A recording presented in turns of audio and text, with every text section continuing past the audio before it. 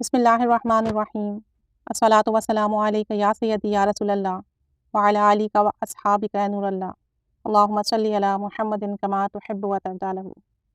درود پاک کی مشہور کتاب فضائل درود شریف میں یہ درود پاک درج ہے، اور اس درود پاک کے متعلق لکھا ہے کہ جو شخص یہ چاہتا ہو کہ وہ اللہ تعالیٰ کی ایسی حمد بیان کرے جو سب سے افضل ہو، سب سے زیادہ بہترین ہو، جو اب تک کسی مخلوق نے نہ کی ہو،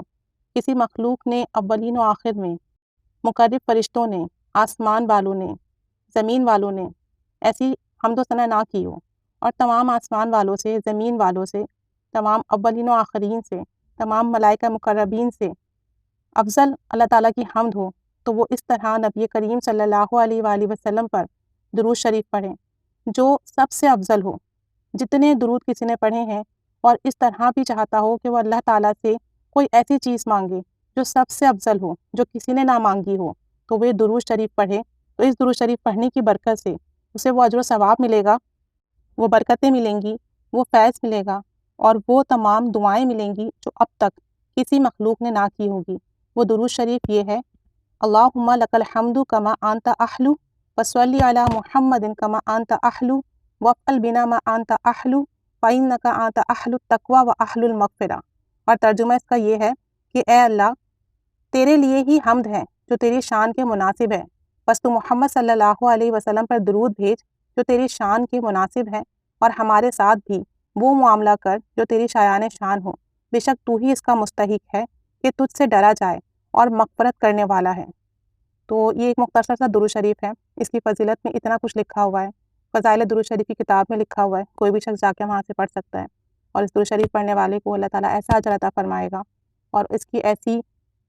قبولیت ہوگی۔ اور اگر کوئی شخص چاہتا ہو کہ وہ ایسا درود پاک بھیجے جو اب تک کسی نے نہ بھیجا ہو، ایسی اللہ کی حمد و ثنا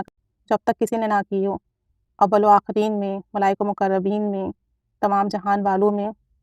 تمام زمین آسمان والوں میں، تو اس میں تو تمام مخلوقات آ جاتی ہیں، تمام زمین آسمان والوں میں، تو اگر کوئی شخص یہ چاہتا ہو کہ آج تک کسی نے میرے رب کی ایسی حمد و ثنا بیان نہ کی ہو اور میں ایسی حمد و ثنا بیان کروں جو بالکل مختلف ہو، جو سب سے اعلیٰ و اولیٰ ہو، جو سب سے بہترین ہو، تو وہ یہ درود شریف پڑھیں۔ جمعے کے دن اس درود پاک کو پڑھ لیا کریں 11 مرتبہ